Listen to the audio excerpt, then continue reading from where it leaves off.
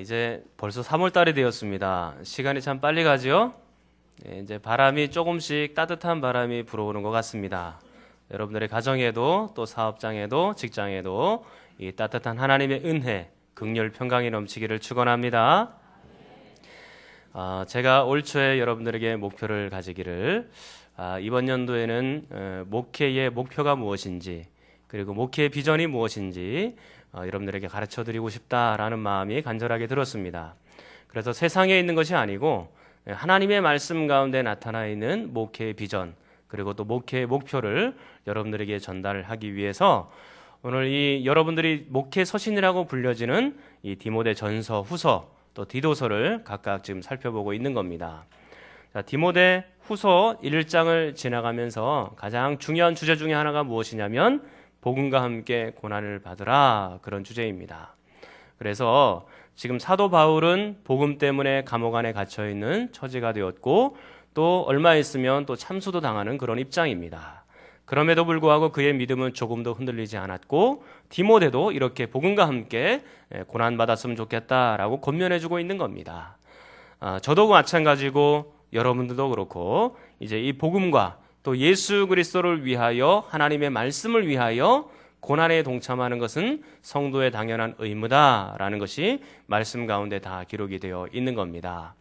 자, 그런데 이 바울이 이 하나님의 말씀 그리고 이 하나님의 뜻 그리고 하나님께서 복음과 함께 고난을 받으라, 충분히 이것들을 견딜 수 있었던 원동력이 무엇인가? 그것은 9절부터 10절 사이에 나와 있는 첫 번째로 구원의 확신 때문에 그게 가능했던 것입니다. 그리고 11절 말씀에 보면 내가 이 복음을 위하여 선포자와 사도와 교사로 세우심을 입었노라 그랬는데 자기의 사명에 대한 확고한 인식을 가지고 넉넉히 복음을 위하여 고난을 받게 된 거죠. 자, 그리고 12절은 여러분이 한번 읽겠습니다. 12절입니다. 시작.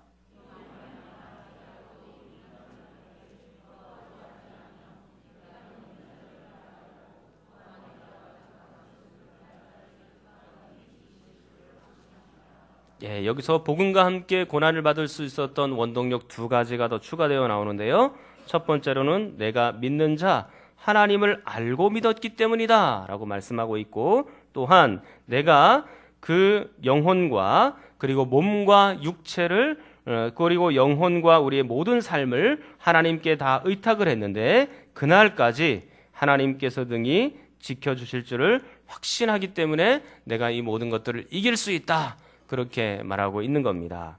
그래서 저의 목회의 목표와 비전은 바로 이 말씀 가운데도 담겨 있는 겁니다. 이것이 무엇이냐? 복음과 함께 고난을 받되 흔들리지 않는 그런 성도들이 되기를 간절히 축원합니다. 이게 저의 목표 중에 하나인 겁니다. 자, 그렇게 하고 나서 15절부터 18절로 이렇게 넘어오게 되는데요. 자, 이 본문에 들어가기 전에 여러분들에게 질문을 하나 하도록 하겠습니다. 여러분들이 복음과 함께 고난을 받으십시오 그러면 많은 분들이 아멘으로 화답을 합니다. 대체로는 나도 예수 그리스도와 함께 고난 받기를 다 견딜 수 있습니다, 그렇게 얘기하기가 쉽지만 실제로 만약에 생명을 담보로 해서 예수 그리스도를 믿게 된다면 그때는 어떻게 하시겠습니까?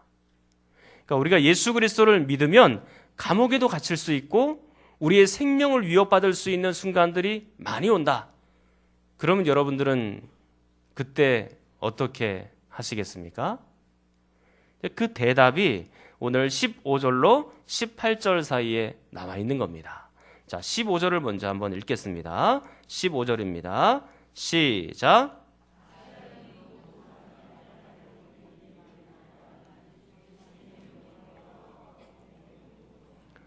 자, 지금 사람 두 명이 나오죠? 누가 나옵니까? 부겔로와 허모게네가 각각 등장하고 있죠? 이 사람들은요, 복음과 함께 고난을 받게 될 때 바람직하지 못한 예를 우리에게 보여주고 있는 겁니다. 이 두 사람이 어떤 사람인지는 정확하게 알 수는 없어요. 오직 성경이 여기서만 등장하기 때문에 그렇거든요. 근데 한 가지 분명한 건 뭐냐면 바울이 감옥에 갇히고 고난을 당하게 될 때 믿음이 심각하게 흔들렸던 사람들이 바로 부겔로와 호모게네다라는 것입니다. 여러분 그것을 증명하는 단어가요. 버렸다라는 단어인데요. 중간에 보시면 아시아에 있는 모든 사람이 나를 버린 그렇게 되어 있습니다. 이 버렸다는 단어가 그냥 단순히 나도 이 바울 곁에 있다가는 고난당하겠구나. 그래서 얼른 바울 곁을 떠나서 잠시 다른 데 피신해 있어야지. 이 정도를 얘기하는 것이 아닙니다. 여러분 이것은 그것보다 훨씬 더 심각한 단어인 것입니다. 성경을 한번 찾아보겠습니다. 디모데후서 4장 4절입니다. 4장 4절입니다. 4장 4절을 한번 보십시오. 자, 여러분이 한번 읽겠습니다. 시작.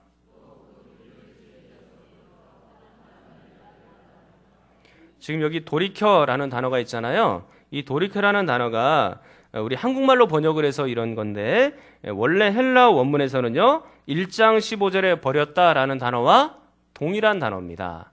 그런데 어디서 돌이켰고 어디서 무엇을 버린 것입니까? 진리에서 돌이킨 것입니다. 진리를 버린 것입니다. 자, 그리고 디도서 1장 14절을 한번 보십시오. 바로 뒤에 있는 성경입니다. 디모데후서 뒤에 디도서가 있거든요. 디도서 1장 14절을 한번 보겠습니다. 디도서 1장 14절입니다. 자, 여러분들이 한번 1장 14절을 또 읽겠습니다. 시작.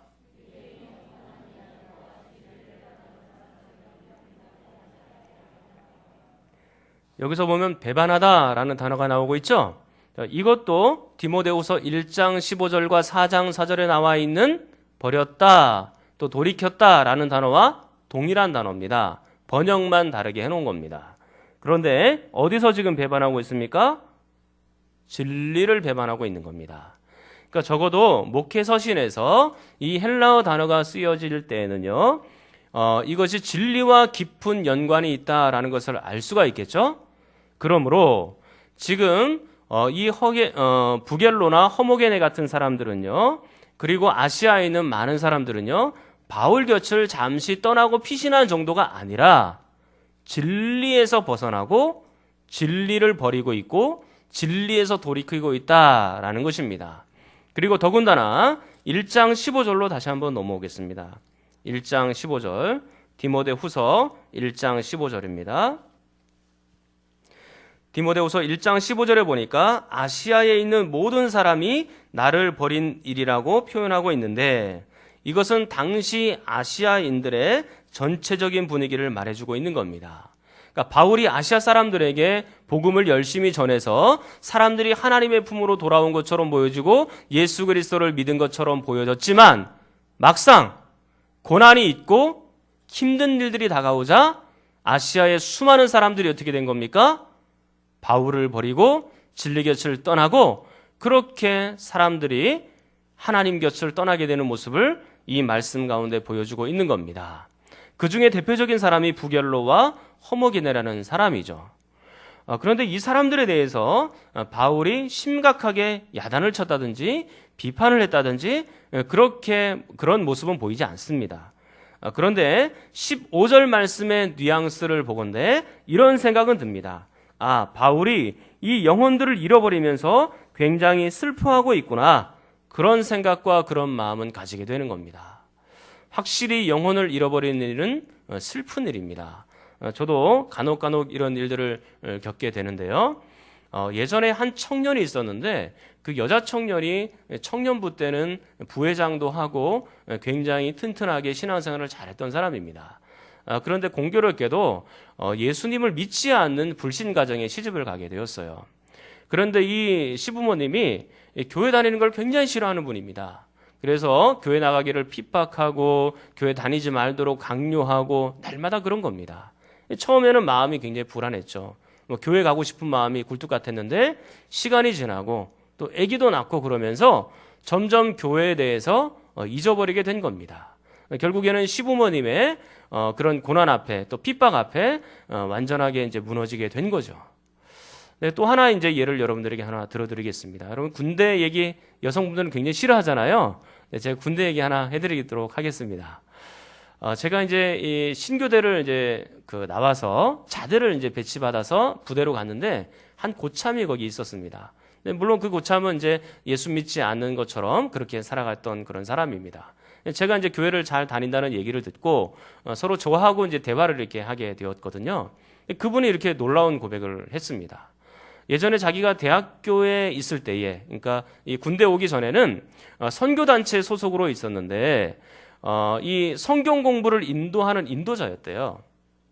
그리고 이렇게 선교단체니까 강의하러 오는 목사님들이 많으시잖아요. 그럼 강의하러 오는 목사님들 가방도 들어드리고 또 설교하는 것까지 안내도 해드리고 그런 역할들을 했고, 본인이 이렇게 신앙으로 이렇게 낭망에 있는 청년들에게 또 찾아가서 신앙도 일으켜 세워주고 그런 일들을 했다고 하는 겁니다.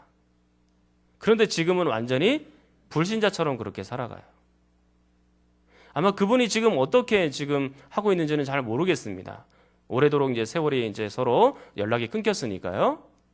근데 그 당시까지만 해도 군대 와서 고참들이 술 먹이고 그리고 또 자꾸 핍박하고 교회 가지 못하게 막으니까 처음에는 간절한 마음이 있었지만 나중에 시간이 지나면서 이 고참들의 이 핍박 앞에 굴복을 한 겁니다. 그래서 술이 따라주는 이 고참들의 한두 잔 술을 마시면서 이게 그냥 신앙까지도 완전히 다 주저앉아 버린 겁니다. 교회 갈 생각을 안 해요. 그래서 그 얘기를 듣는데 참 마음이 너무 아프더라고요.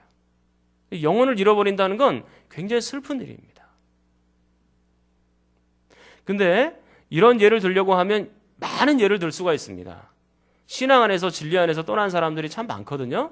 오늘 이 부겔로와 호모게네처럼 그렇게 떠나간 사람들이 꽤 많이 있습니다. 이런 유혹들이 이제 우리 주일학교 학생들에게도 막 있습니다. 지금 이제 고등학교를 졸업해서 대학교를 들어가고 내일부터 보통 다 계약을 하게 되잖아요. 또 대학교에 들어가서 또 대학교 졸업을 하면 또 이제 취직을 하게 되지 않습니까?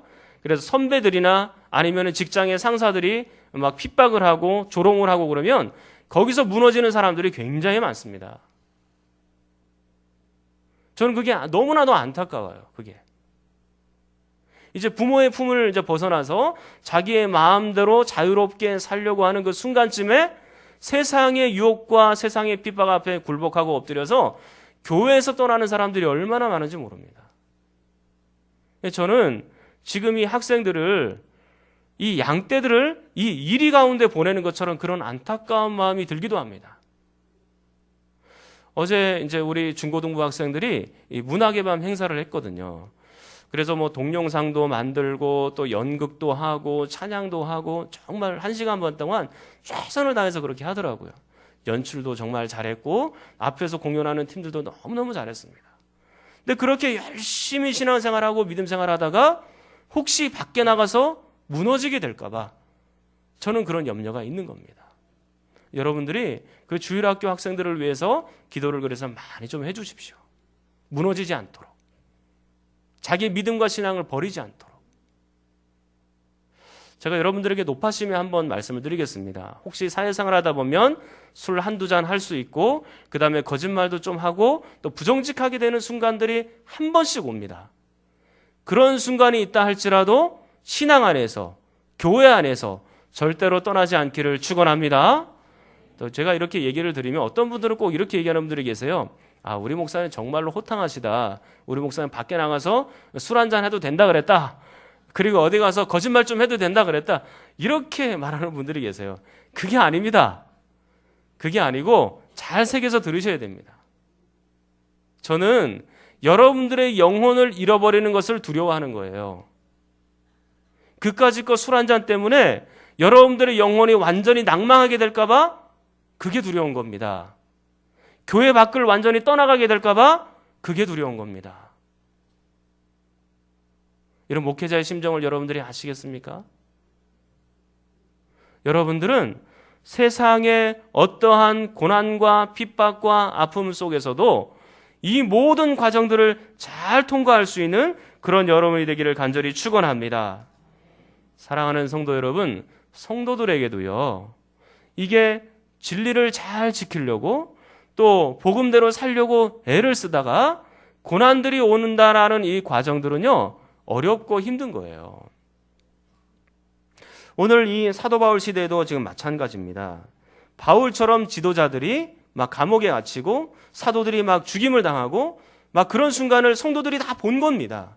그리고 마침내 그 성도들에게도 이 모든 상황들이 다 미치게 되는 거예요. 그러니까 그것을 이기고 그것을 감당하는 것이 보통 어려운 게 아닌 겁니다. 어렵고 힘든 거는 알죠. 그리고 이것들을 견디어서 믿음으로 승리하기가 얼마나 어렵다는 것. 그리고 지금 아시아에 있는 수많은 사람들이 오늘 성경에 있는 것처럼 이 바울의 고난과 여러 사람들의 핍박 앞에서 다 지금 떠나는 거 아닙니까? 이런 사람들이 정말 많아진 거예요. 우리도 그런 상황을 만날 수도 있습니다. 그럼에도 불구하고 여러분들은 그 진리 곁을 떠나지 마시고 언제나 하나님과 동행하는 여러분이 되기를 간절히 축원합니다. 지금 부겔로와 호모게네 같은 사람들은 그런 고난이 오고 핍박이 오고 아픔이 오니까 떠나간 겁니다. 그런데 부겔로와 호모게네 같은 사람만 있는 것이 아니에요. 자, 16절로 오시면요, 오네시보로라는 사람이 있습니다. 이 오네시보로는요, 고난이 오고 핍박이 올 때 그것을 잘 견디었던 사람입니다. 그러니까 앞에 있는 사람과 서로 반대가 되는 사람이죠. 그래서 바람직한 예로 오네시보로를 우리에게 말씀해주고 있는 겁니다. 바울은요, 이 오네시보로를 생각하니까 기도가 막 터집니다.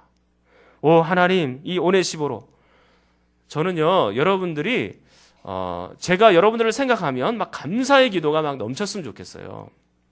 여러분들을 생각하면 마음이 안쓰러워지고 힘들어지고, 여러분들이 신앙에 주저앉는 모습 때문에 너무 안타깝고, 그런 모습이 아니라 오네시보처럼 신앙과 믿음 안에서 굳건하게 서서 막 여러분들을 생각하면 감사 기도가 나오고, 그런 일들이 많아졌으면 얼마나 좋을까, 그런 생각이 들기도 합니다. 지금 오네시보로가 어떤 사람인지는 정확하게 우리는 알 수가 없어요. 오직 성경에는 디모데 후서에서만 그렇게 나오고 있거든요. 그런데 분명한 건 뭐냐면 어떤 형편과 처지에서도 하나님을 버리지 않고 예수 그리스도와 동행했던 사람이다 라고 우리에게 설명해 주고 있는 겁니다. 그게 네 가지로 증명이 되거든요. 자, 이제 한번 보겠습니다. 자, 네 가지로 지금 증명이 되는데, 자, 한번 성경 16절을 한번 여러분이 읽겠습니다. 시작.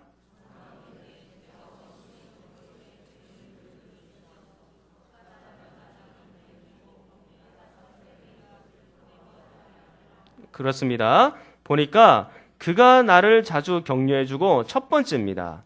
그가 나를 자주 유쾌하게 해주고 격려해 주었다 그랬습니다.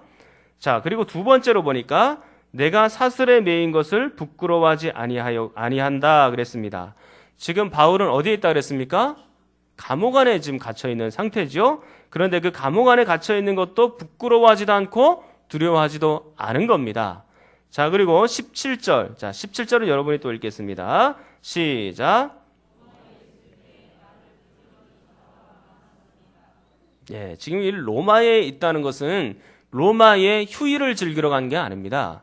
바울은 지금 로마의 감옥 안에 갇혀 있는 그런 상태인데 어디에 갇혀 있는지 알지 못하는 거예요. 그래서 이 지금 오네시보로 같은 사람들은 이 로마로 가서 바울이 어디에 갇혀 있는지를 샅샅이 뒤져보고 찾아본 겁니다. 그리고 드디어 바울을 만나서 이런저런 하나님의 말씀에 관한 이야기를 나눈 겁니다. 자, 그런데 한번 잘 생각을 한번 해보십시오. 이 오네시보로가 바울을 이렇게 감옥으로 찾아간 게 쉬운 일이었을까요? 이건 굉장히 위험한 상황입니다. 지금 오네시보로도 만약에 바울이 복음 때문에 지금 감옥에 갇혀 있고 예수 믿는 것 때문에 감옥 안에 있다면 오네시보로도 바울을 찾아가면 정체가 드러날 거 아니에요. 신분이 드러날 거 아니에요. 그러면 오네시보로도 바울처럼 이렇게 될 가능성이 큰 겁니다. 그럼에도 불구하고 바울을 찾아갔던 것은 왜 그럴까요? 그가 바로 복음과 함께 고난받기를 다짐하고 결의했기 때문에 그런 겁니다. 자, 그리고 네 번째가 있습니다. 18절에 보시면요. 가로 바깥에 또 있죠. 또 그가 에베소에서 많이 봉사한 것을 내가 잘 아느니라 그랬습니다. 에베소는 아시아에 있는 하나의 지방입니다. 그런데 그 에베소에서 그 교회에서 많이 봉사한 것을 디모데야 너도 알고 있지 않느냐? 그렇게 지금 오네시보로를 칭찬하고 있는 겁니다.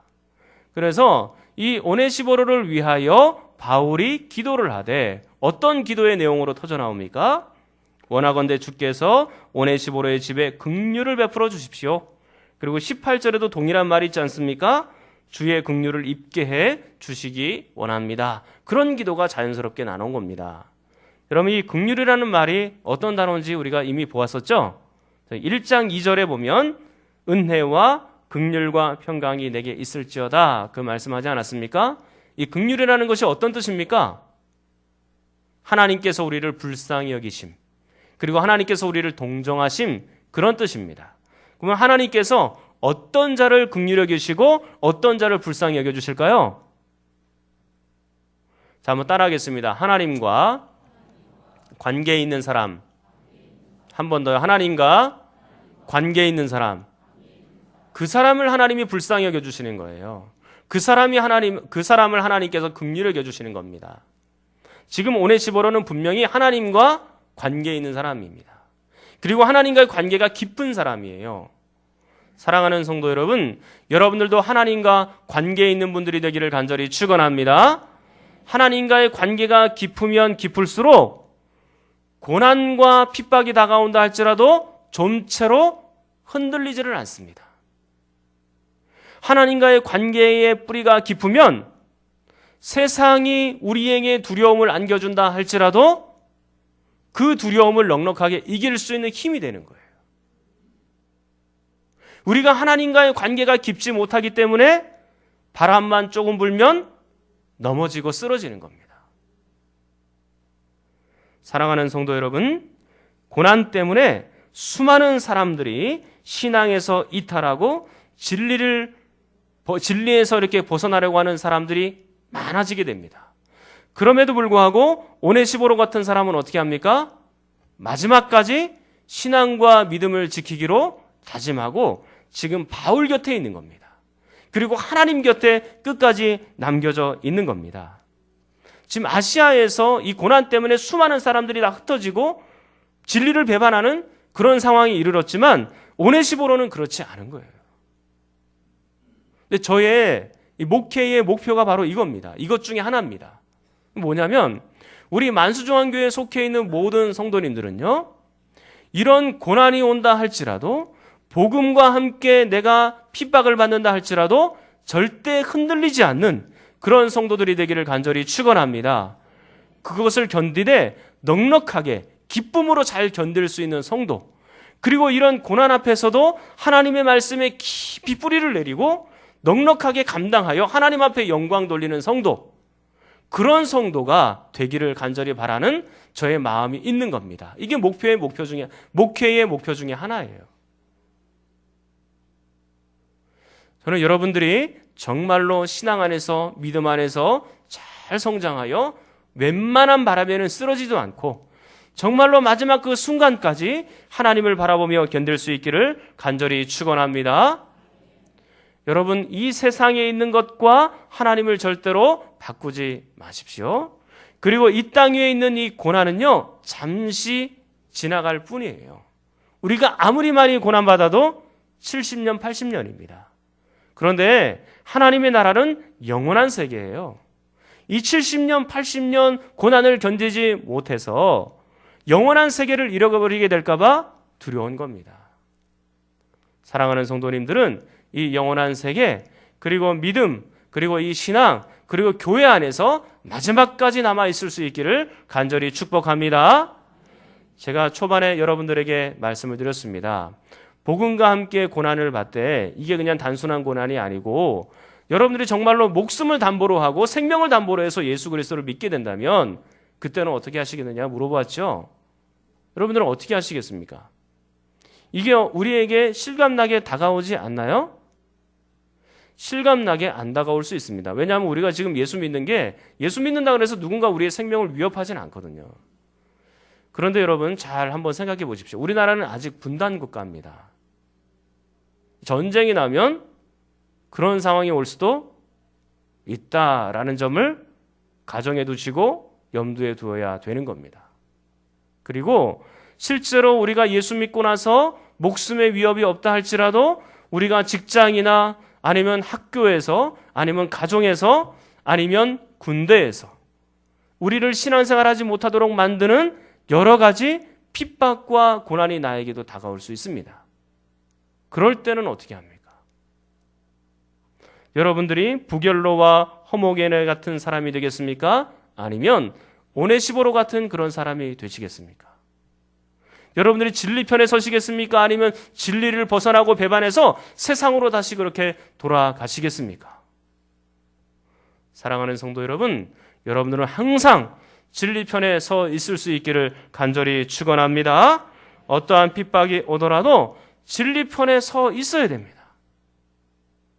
그게 우리의 영혼을 지키는 유일한 방법인 거예요. 이것도 우리 힘과 우리 능력으로는 안 됩니다.